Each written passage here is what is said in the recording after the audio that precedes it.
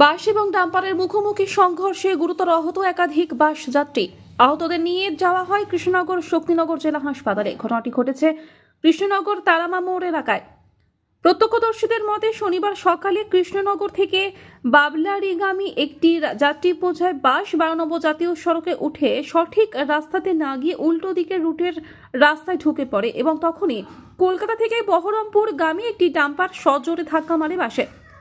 ঘটনাস্থলে সঙ্গে সঙ্গে গুরুতরভাবে আহত হয় একাধিক বাস যাত্রী। এলাকাবাসী সূত্রে খবর, বাস রং রুটে যাওয়ার কারণে সাত সকালে এই ভয়াবহ দুর্ঘটনা।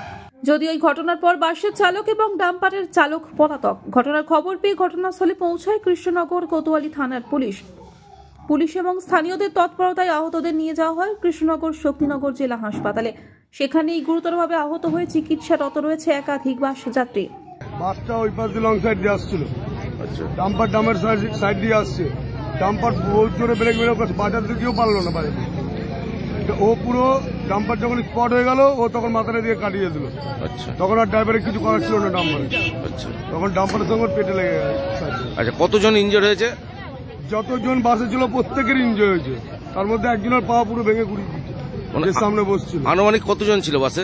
বাসে তাও অনুমানে গোটা 20 জন। আচ্ছা, এই বাসটা কোথা থেকে কোথায় যাচ্ছিল? এটা বাবলারি বাস, কৃষ্ণনগর বাস স্ট্যান্ড থেকে আসছিল। এই জায়গাটার নাম কি? এটা টার্গেট তারামার সামনে। আচ্ছা,